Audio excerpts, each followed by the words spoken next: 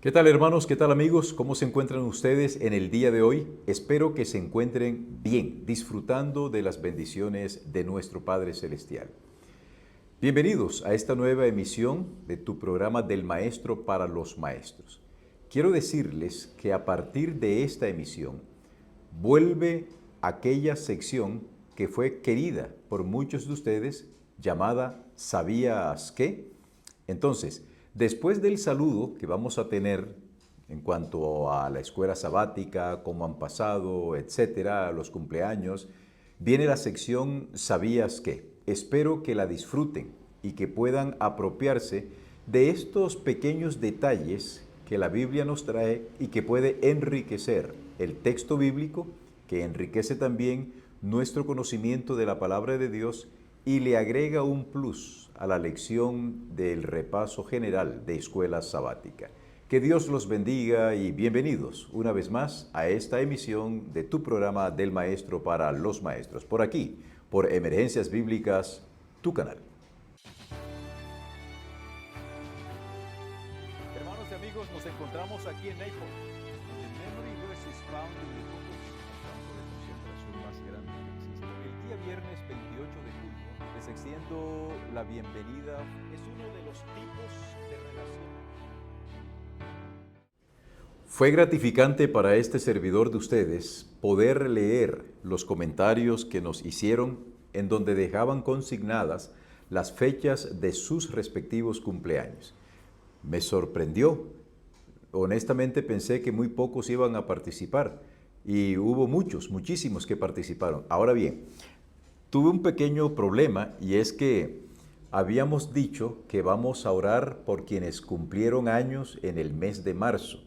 Me llevé la grata sorpresa de que, por ejemplo, encuentro aquí a Hugo Eduardo Pérez Muñoz, a quien saludo afectuosamente, que cumple años el 18 de junio.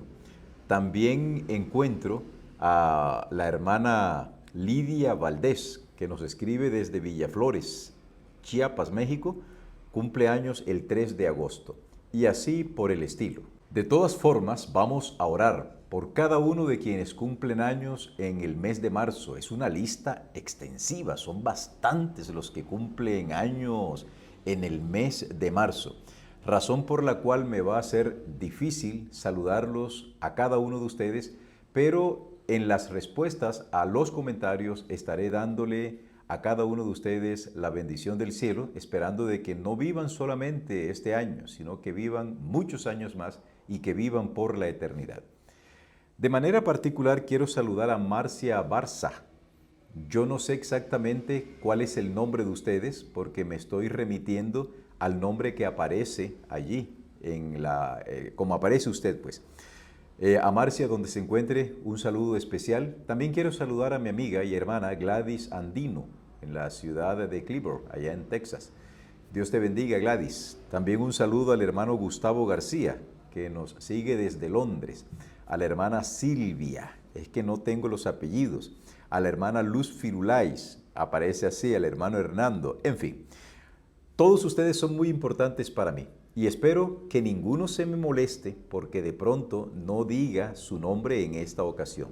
Pero de todo corazón deseo que su cumpleaños haya sido una bendición. Vamos a orar para entregar en manos de Dios a los que han cumplido, a los que han de cumplir en el mes de marzo, y déjenme esta información para el mes de abril. De todas formas, es muy grato poder compartir con ustedes. Oremos.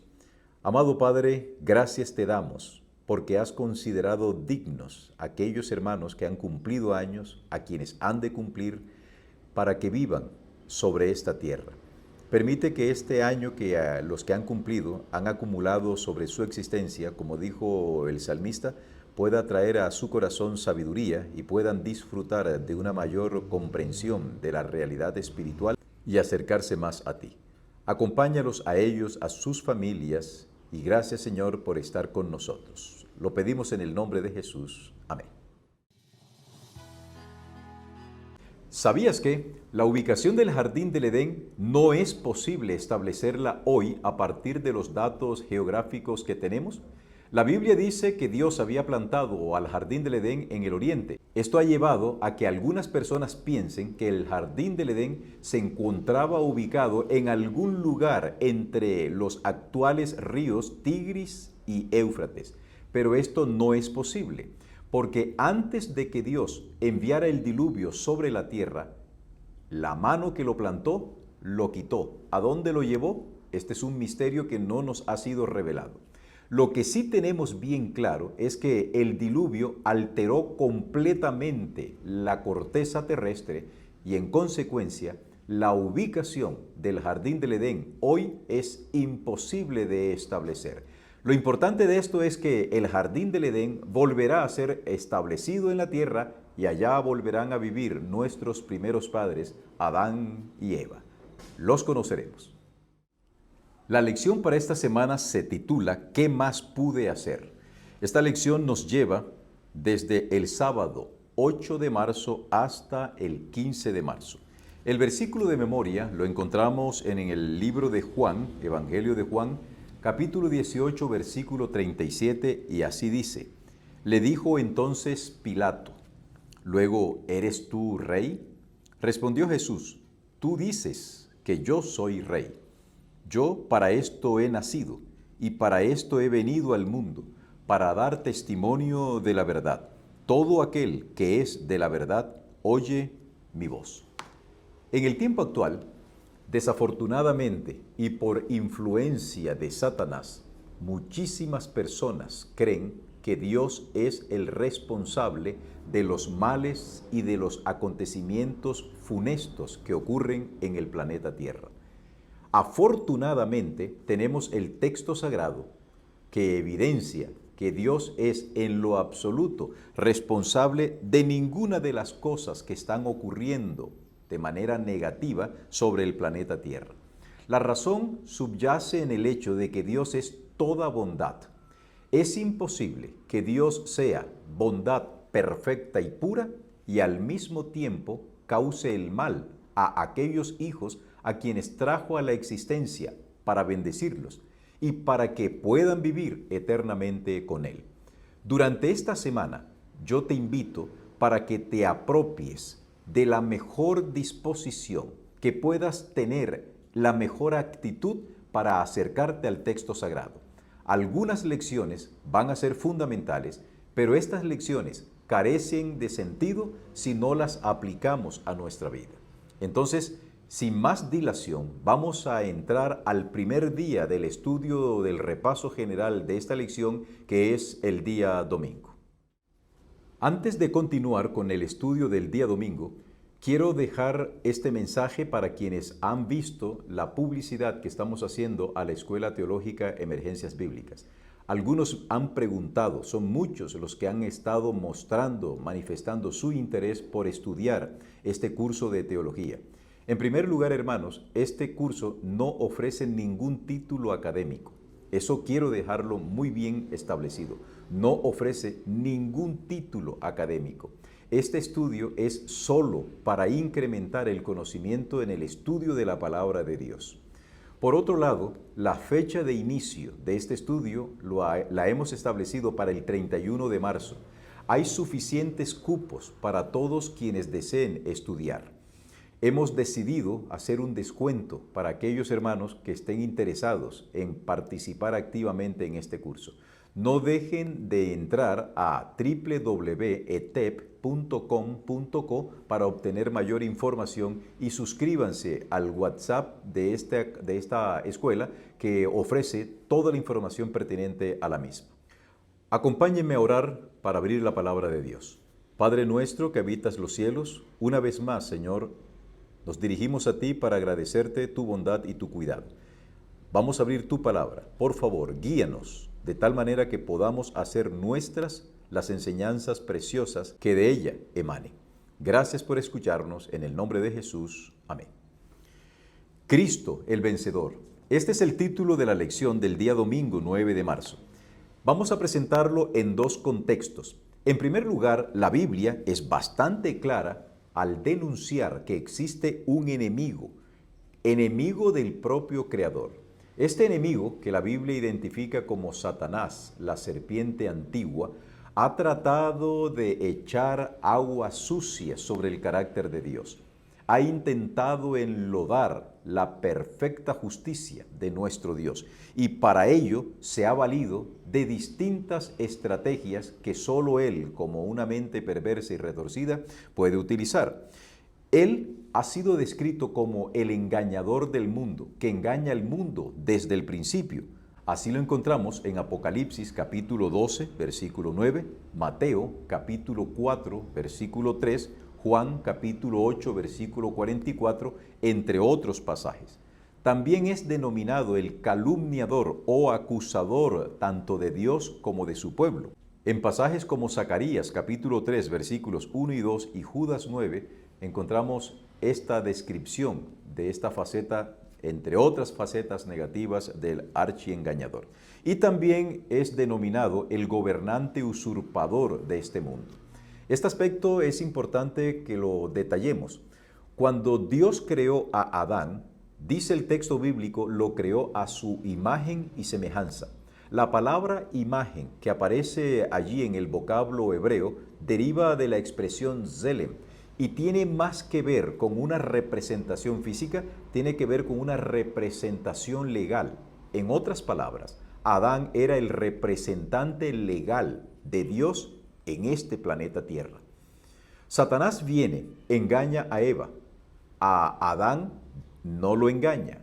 Adán decide correr la suerte de su compañera y por falta de fe en el Creador que le había otorgado la vida, decidió comer del fruto prohibido y de esta manera Satanás le usurpa a Adán la representación que éste tenía del planeta Tierra. Por ello se le denomina también a Satanás como el príncipe de este mundo. Por supuesto, no ostenta este título, lo detenta porque lo adquirió usurpándolo de una manera, por supuesto, fraudulenta. Ahora, las Sagradas Escrituras también nos muestran que nuestro Dios no se ha quedado de brazos cruzados viendo el accionar de su archienemigo. Abro un paréntesis. Cuando utilizo la expresión archienemigo, no quiero significar que Satanás es extremadamente poderoso para Dios. En lo absoluto. Dios lo creó a él. Dios tiene la facultad, el poder, la capacidad de eliminar a Satanás en un santiamén. Llamamos archienemigo porque se opone a la obra de Dios aquí en la tierra. Él, como ya dijimos, ha tergiversado el carácter de Dios. Cerramos el paréntesis. Decíamos, Dios no se ha quedado de brazos cruzados y también la Biblia nos demuestra la actitud y la obra que Dios ha realizado para contrarrestar las estratagemas de Satanás. En primer lugar, Jesús vino al mundo para dar testimonio de la verdad. No hay verdad más fehaciente, no hay verdad más concluyente, más diáfana, más pura, más prístina que el ver, el actuar de nuestro Señor Jesucristo. ¿Recuerdan ustedes que en cierta ocasión Jesús le dijo a Felipe, tanto tiempo hace que estoy con vosotros, Felipe? Y acto seguido da una declaración que es contundente. El que me ha visto a mí, ha visto al Padre. Ver no en el sentido físico, sino en el actuar de Jesús. El actuar de Jesús demostró que Dios es verdad en oposición a lo mentiroso que es Satanás. En segundo lugar, a través de la cruz, de su sacrificio, de su ministerio, Jesús le demostró a las inteligencias celestiales y a los seres de otros mundos que Él actuó en justicia y en rectitud. A pesar de las calumnias que Satanás lanzó, Jesús demostró en la cruz del Calvario la perfecta justicia de nuestro Señor y la perfecta justicia de Dios. Y en tercer lugar, la Biblia dice, gloria a Dios, que finalmente Satanás será completamente destruido. El recuerdo de este nefasto personaje nunca se tendrá en la mente de los redimidos. Para siempre el mal desaparecerá. Y la única señal, lo único que los redimidos tendrán como un hito son las señales de la crucifixión de nuestro Señor Jesucristo.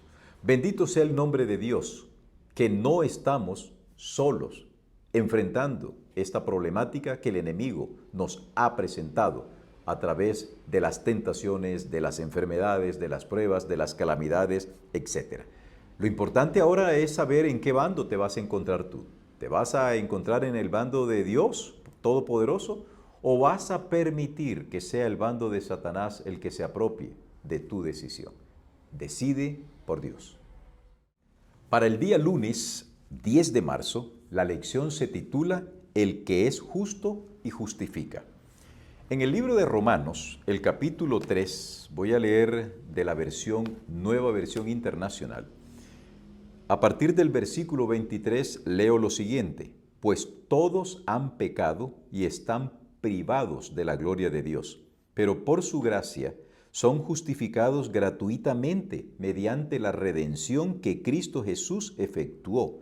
Dios lo ofreció como un sacrificio de expiación que se recibe por la fe en su sangre para así demostrar su justicia. Anteriormente en su paciencia, Dios había pasado por alto los pecados, pero en el tiempo presente ha ofrecido a Jesucristo para manifestar su justicia. De este modo, Dios es justo y a la vez el que justifica a los que tienen fe en Jesús. ¿Qué significa esto? ¿Por qué el apóstol Pablo, el gran teólogo, expone de esta manera tan contundente lo que Dios ha hecho? Pensemos lo siguiente. En los concilios celestiales, Satanás le dijo a Dios delante de los testigos que él era injusto, que ningún ser creado debía tener una ley y que esa ley era imposible que los seres creados la obedecieran. Desde ese entonces empezó a acusar a Dios diciendo que era un Dios tirano. Esta acusación llegó hasta la tierra. Ya sabemos la triste historia de lo que ocurrió con nuestros primeros padres y desde ese entonces ha tratado Satanás de decir que Dios es injusto. Pero queridos, la cruz del Calvario ha demostrado con creces que Dios cumplió a cabalidad todo lo que Él mismo había dicho. Expliquemos. El libro de Romanos dice, la paga del pecado es muerte. En el libro de Génesis encontramos que Dios le dijo a la primera pareja, el día que coman de este árbol ciertamente morirán. ¿Murió Adán? No murió, pero la palabra de Dios debía cumplirse. En lugar de Adán y de Eva, murieron sendos corderos, símbolos de nuestro Señor Jesucristo. Así que en la cruz, Dios paga la penalidad de la ley. La paga del pecado es muerte. ¿Y quién muere? Él mismo. Porque de tal manera amó Dios al mundo que ha dado a su Hijo unigénito para que todo aquel que en Él crea no se pierda, mas tenga vida eterna. En la cruz del Calvario, Dios demostró en el sacrificio de Jesús su perfecta justicia. Y todo el mundo entendió, desde los ángeles celestiales hasta los seres de otros mundos, que Dios era perfectamente justo. En Cristo Jesús, Dios expió el pecado de los seres humanos. Permítame explicar esto de la palabra expiar. El vocablo hebreo kafar, del que deriva la traducción expiar, significa literalmente cubrir. Voy a tratar de ilustrarlo de la siguiente manera. Si mi padre me hubiese dicho a mí cuando niño, no hagas tal cosa, Jonathan, y yo lo desobedezco, mi papá me ha de castigar. Para evitar que yo reciba el castigo, mi padre me cubre y alguien lo golpea. Ese acto de mi padre cubrirme se dice en hebreo kafar, se dice expiar. Y en la cruz del Calvario, Dios, a través de Jesús, expió tu pecado. Hoy no tienes que pensar en que tienes que morir eternamente. Desafortunadamente, la muerte física será una realidad para todos los seres humanos, pero en Cristo Jesús, aquel que muere tiene la esperanza bienaventurada de la resurrección. Qué lindo, ¿verdad? Qué bonito es saber que para Dios nada es más importante y más valioso que tu salvación, al punto que entregó la vida de su Hijo para que tú y yo tengamos vida eterna. ¿No te parece motivo suficiente para amarlo? La lección para el día martes 11 de marzo lleva como título El Cántico de mi amado. Antes de iniciar la lección, quiero formularles una pregunta que está en armonía con la lección. ¿Quieres participar? Bueno, déjame tu respuesta. ¿Qué hubieras hecho tú para salvar al mundo? ¿Cuál hubiese sido tu plan para salvar al mundo? Si deseas participar en esta pregunta retórica, pues haz tus comentarios, deja tu respuesta. ¿Qué hubieras hecho tú para salvar al mundo? La lección de este día está basada en el capítulo 5 del libro de Isaías, en donde se presenta de una manera preciosa la forma como Dios ve a su propiedad, una viña. Esta viña nos representa a nosotros. Y en esa declaración del profeta Isaías hay una pregunta que Dios formula. ¿Qué más pude yo hacer? ¿Qué más tenía que hacer para ayudar a mi viña? Todo lo que yo tenía que hacer, lo hice. Y precisamente de esto trata la lección. Isaías expone el sentimiento de Dios. Dios podó, cercó, cortó, abonó, hizo cuanto era necesario de su parte para que su viña diera frutos buenos. Pero desafortunadamente, el resultado de ese tierno cuidado que tuvo Dios por su viña fue que su viña dio frutos apestosos, que sería la traducción casi literal de la palabra hebrea que aparece allí. En otras palabras, no es culpa de Dios que el resultado de su arduo trabajo en favor de su viña haya sido frutos malos. ¿Qué más puede hacer Dios? Hoy tú tienes la vida que Dios te ha dado. Tienes inteligencia, tienes capacidad mental, tus funciones fisiológicas están obrando y están actuando bien. Tienes familia, tienes salud, tienes trabajo. Te pregunto, ¿qué más necesitas que Dios haga por ti? ¿Qué más puedes tú esperar de Dios, habiendo hecho Dios todo lo necesario cuando lo contemplamos en la cruz del Calvario, para que nosotros adquiriésemos una salvación gratuita?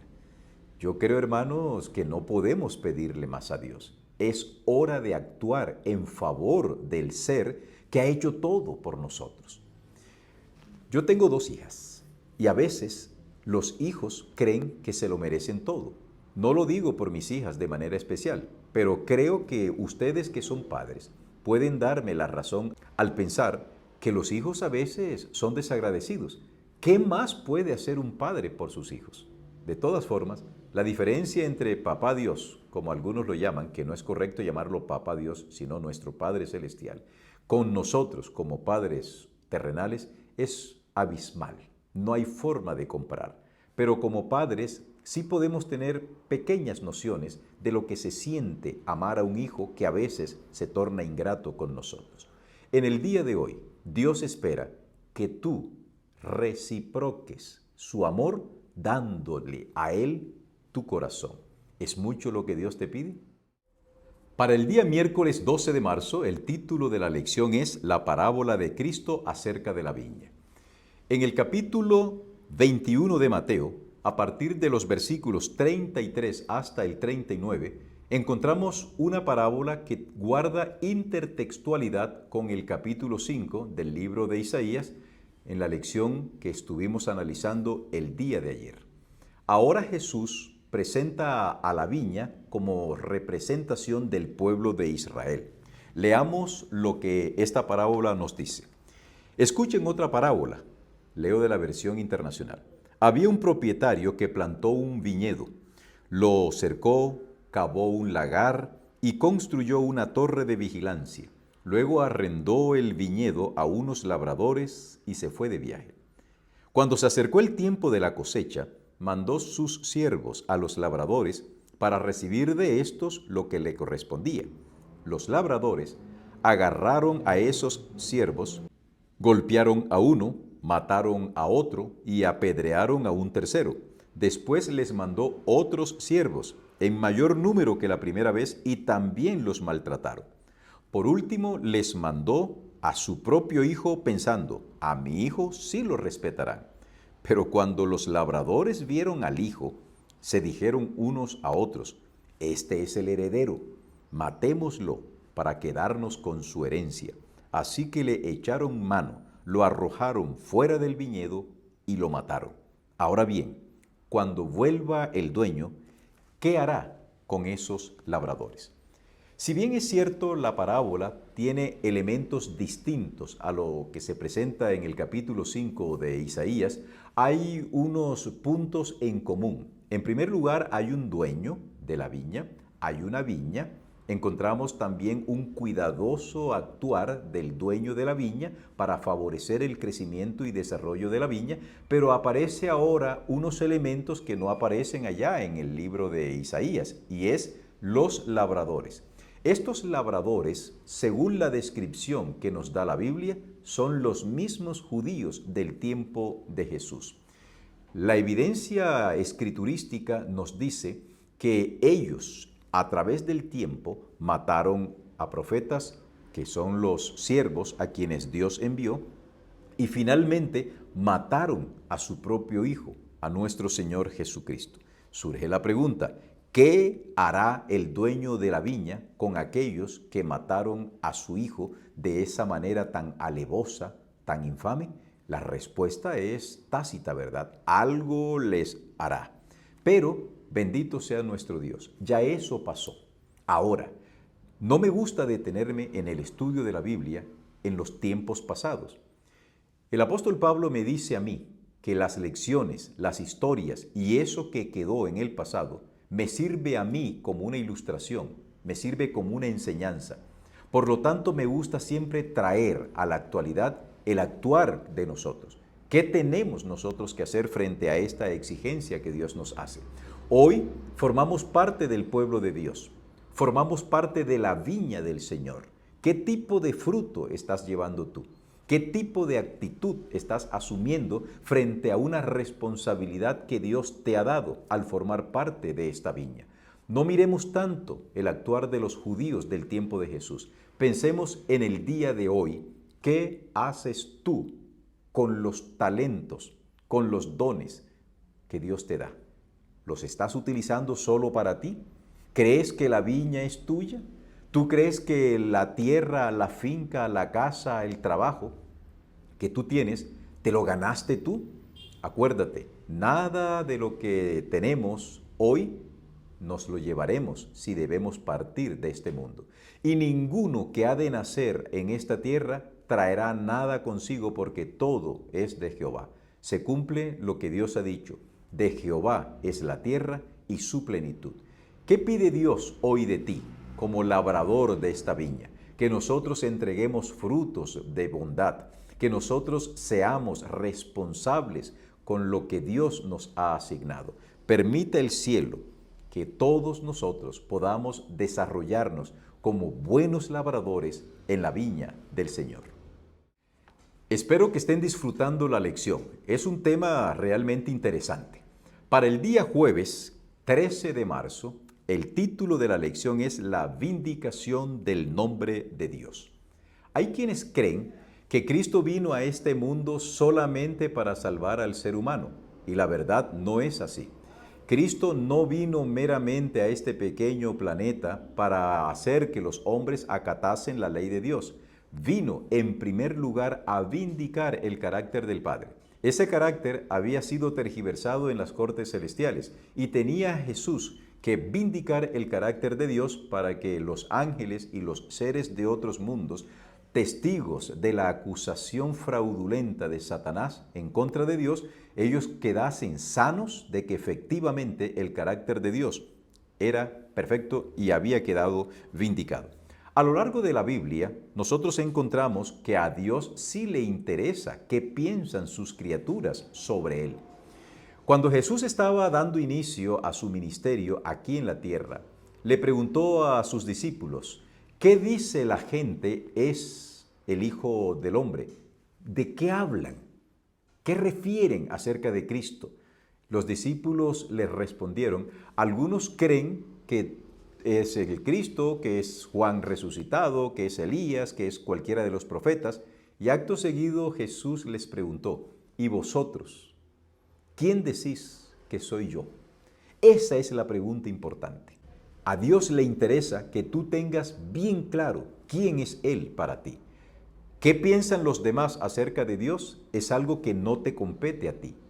Acuérdate que Jesús le dijo a Pedro cuando éste señaló a Juan que venía detrás de él, ¿y de este qué? La respuesta de Jesús es la misma que yo te daría hoy. ¿A ti qué te importa? Es la respuesta que Jesús le dio. Ese no es tu problema. Tu problema no es saber qué hará este que viene detrás de nosotros con su vida. Tu problema es qué harás tú con tu vida. Y eso es lo que Dios quiere decirte en el día de hoy. Finalmente, el carácter de Dios será vindicado de todas las maneras.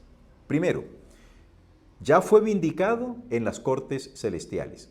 ¿Cuándo fue vindicado el carácter del Padre en las cortes celestiales? Cuando Satanás mató a Jesús.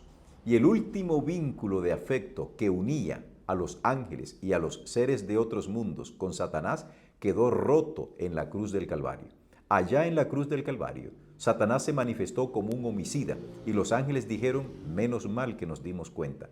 El plan de Dios de darle tiempo a Satanás para que desarrollara su plan de gobierno salió a la perfección y los ángeles leales a Dios, que podían tener por allá algún resquicio de alguna duda y de algún afecto hacia Satanás, se les acabó toda posible duda y todo afecto hacia Satanás. En segundo lugar, nosotros los redimidos vindicaremos el carácter de Dios, porque cuando seamos ascendidos al cielo y pasemos 1000 años allá, escrutaremos los resultados de la investigación que los ángeles hicieron de aquellos que se perdieron. Y nosotros mismos vamos a tener acceso a los registros celestiales y verificaremos por nosotros mismos la razón por la cual alguno de nuestros seres amados no se encuentran dentro de los redimidos. Una vez que hayamos surtido este trámite de investigar y de ratificar lo que los ángeles unidos con Dios habían verificado, nosotros exclamaremos, ciertamente, Señor, tienes toda la razón, eres justo, actuaste en justicia para no permitir el acceso de estos que no quisieron tener vida eterna contigo. Y en tercer lugar, el carácter de Dios será vindicado incluso entre los que se perderán definitivamente. A estos, antes de que el fuego que descienda de Dios consuma su existencia, se les dará la oportunidad de ver como en una visión panorámica, como en una película, los momentos que desafiaron a Dios y aquellos momentos en los que despreciaron la gracia divina. Ellos mismos, junto con el diablo, tendrán que exclamar, justos y verdaderos son tus caminos, Dios Todopoderoso, Rey de reyes y Señor de señores. Creo que en el día de hoy, no mañana, es hora de que tú y yo tomemos decisión para vindicar el carácter de Dios en nuestra propia existencia. Vivamos para Dios, tomemos la decisión acertada y permitamos que Él more en nuestra vida. Hemos llegado a la finalización del repaso de nuestra lección y hoy nos encontramos estudiando la lección del día viernes 14 de marzo. Formulemos una pregunta. ¿Te has sentido perplejo, confundido por las intervenciones providenciales de Dios? ¿En algún momento de tu vida te has cuestionado por qué Dios ha permitido que me pasen ciertas cosas? ¿Por qué Dios ha permitido que yo pase por el valle de la aflicción? Creo que si eres hijo de esta tierra, estas preguntas y otras más te las habrás formulado. Permíteme compartir contigo una lectura que encontramos aquí y que encontramos en el libro Testimonios para la Iglesia, el tomo 9, la página 227. Todo lo que nos dejó perplejos en las providencias de Dios quedará aclarado en el mundo venidero. Bendito sea Dios. Las cosas difíciles de entender hallarán entonces su explicación. los misterios de la gracia nos serán revelados. Donde nuestras mentes finitas discernían solamente confusión y promesas quebrantadas, veremos la más perfecta y hermosa armonía. Sabremos que el amor infinito ordenó los incidentes que nos parecieron más penosos. A medida que comprendamos el tierno cuidado de aquel que hace que todas las cosas obren conjuntamente para nuestro bien, nos regocijaremos con gozo inefable y rebosante de gloria. Oh hermanos, qué linda esta declaración. Hoy muchas de las perplejidades que nos sobrecogen no tienen explicación aquí. Muchos cristianos habrán descendido a la tumba con muchos cuestionamientos del actuar de Dios. No obstante ese cuestionamiento, Dios no los hace inelegibles para el reino de los cielos. Comprende que nuestras mentes finitas no son capaces de entender el actuar de la mente infinita. Por esto, pienso que hacemos muy bien en no cuestionar las cosas que nos ocurren. Sí, es verdad, podemos preguntarnos, Señor, ¿por qué me pasan estas cosas? Pero no olvides que el amor de Dios es tan perfecto que nada de lo que te ocurre aquí escapa a los planes de Dios. A veces, tenemos que entenderlo también, somos terquitos y por nuestra propia iniciativa nos metemos en problemas. Pero Dios actúa en nosotros como nosotros actuamos con nuestros hijos que se meten en problemas y tenemos que ir al rescate de nuestros hijos para que su vida, el curso de su vida, vuelva a ser normal. De la misma manera actúa Dios.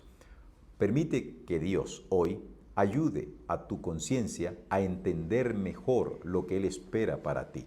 No seas duro de corazón. Abre tu mente, abre tu espíritu, permite que Dios se entronice en tu ser y pueda ser el soberano absoluto de tu existencia. Muchísimas gracias, hermanos. Muchas gracias por acompañarnos, muchas gracias por soportarnos. Yo comprendo que algunos pueden cansarse y pensar de que algunas de las secciones que tenemos en la lección no son de su agrado. Les ofrezco disculpas. Queremos hacer de esta lección algo más empático, no simplemente un frío discurso teológico del que algunos también pudiesen aburrirse. La lección para la próxima semana se titula Amor y Justicia, los dos mandamientos más importantes. ¿Quieres acompañarnos al repaso de esta lección? Te espero la próxima semana para que compartamos juntos el maravilloso estudio de la palabra de Dios. Vamos a orar. Amado Padre que habitas los cielos, estamos agradecidos y regocijados contigo por tus misericordias. Gracias, Señor, porque nos tratas con una benignidad que nosotros no comprendemos. Gracias porque nos alientas para que tengamos confianza en la forma como tú guías a cada uno de nosotros. Pedimos y continuaremos agradeciéndote por la vida que les has otorgado a algunos de nuestros hermanos que siguen este canal. No los conocemos personalmente. Eso no es lo más importante. Lo más importante y trascendental en sus vidas es que tú sí los conoces. Y si le has otorgado un año más de vida, es porque has confiado en ellos y que están capacitándose y preparándose para el encuentro que sostendremos todos cuando vuelvas por segunda vez. Imparte tu bendición a cada uno de los miembros de este canal, a sus respectivas familias. Lo pedimos en el nombre de Jesús. Amén. Nos vemos la próxima semana. Bendiciones.